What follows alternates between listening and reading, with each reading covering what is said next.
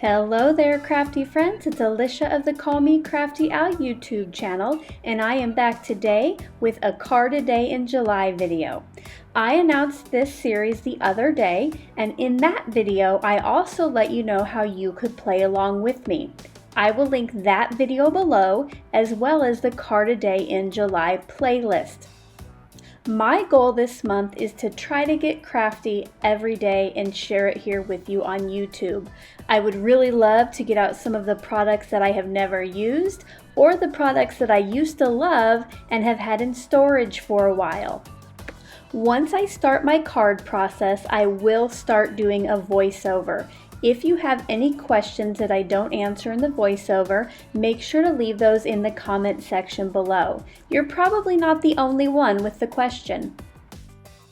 For today's card, which is my 5th in the series, I will be making a shaker card with multiple shaker windows in it. The other day when I was creating my embossed resist card, I thought that the border around the die that I used for the sentiment would make a great shaker window frame. So that is what I will be doing with today's card. I hope you enjoyed this video. If you do, I always appreciate a thumbs up. And if this is your first time to my channel, I hope by the end of the video you'll be inspired to hit that subscribe button. To my regular viewers and subscribers, thanks so much for stopping back by. Here we go. For my supplies today, I have a piece of white cardstock that is 4 by 5 1/4, a scrap of vellum, a scrap of clear cardstock, and then a pink top folded card base. Like I mentioned at the beginning of the video, I will be using the Fishtail Flag Frames dies, and I will be using the smallest die for today's card. For my shaker bits, I'm going to use this assorted glitter pack that I got at Walmart. For my sentiment, I will be using this Richard Gary stamp and die combo set that I found at Tuesday Morning. I will be heat embossing that, so I got out my Versamark and my black fine detail embossing powder. For the borders on my shaker windows, I got out a scrap of black cardstock. To help with aligning my dies evenly, I got out my clear T-ruler, and for my adhesive, I got out my Scotch removable tape to hold the dies down, and my large roll of foam tape. I got started by marking both sides of my cardstock at 3/8 of an inch. I just wanted to make sure that I had enough room around the outside for my foam tape. Once I had the markings, I kind of eyeballed the die straight across and then started die cutting. I started with the top one, went to the bottom, then I marked the middle, and then I eyeballed the two in between there.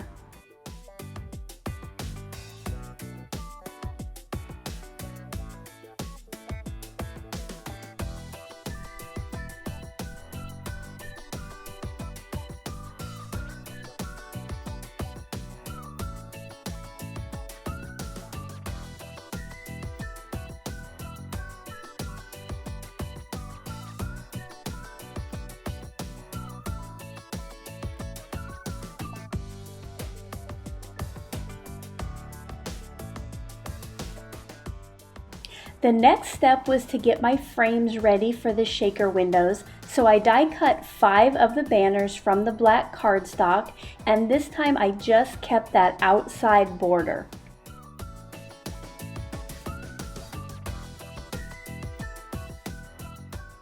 Next, I put my piece of clear cardstock on the back of the white die cut piece.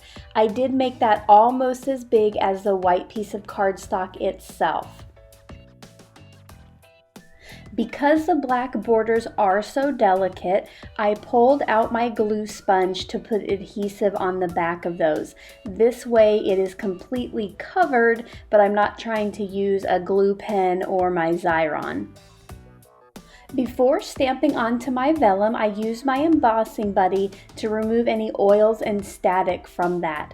And then I got my sentiment ready, and because I didn't know if I would need to stamp it twice, I am using my stamp positioner. I did learn, if you're going to use vellum in a stamp positioner, to put those magnets as close to the area you're going to stamp as possible, because the stamp was wanting to pull that vellum up from the magnets.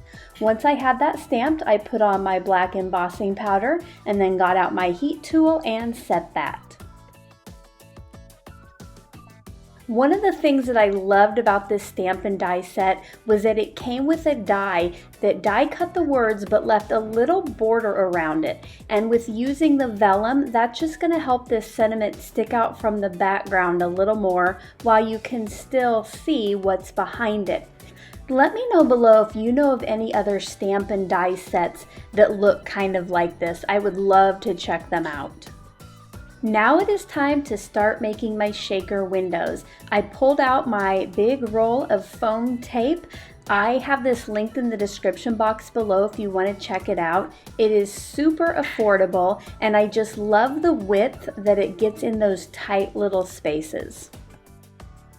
Now it was time to start putting my shaker bits into each of the sections. I chose this chunky glitter, and before I put it in there, I did get out my embossing buddy, hoping to cut down on the static. But I have to be honest, after I made this card, I had to do a lot of tapping and shaking to get the glitter to come away from the window. Let me know below any secret tips you might have for this.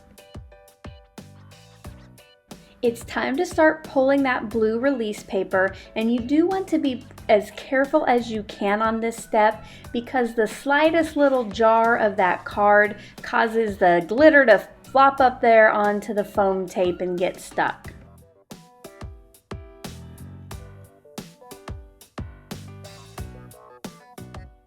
To adhere my sentiment to the front, I'm going to use these glue dots on the back of my stamped piece. I tried to hide them as much as possible behind the embossing area.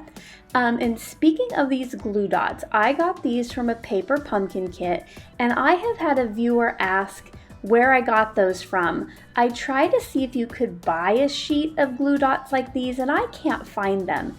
If you do know of any place, could you link that in the comment section below? Thanks.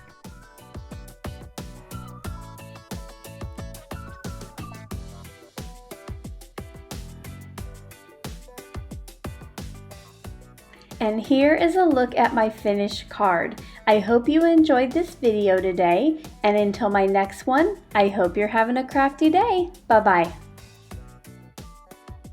Thank you so much for taking the time to watch all the way to the end of the video.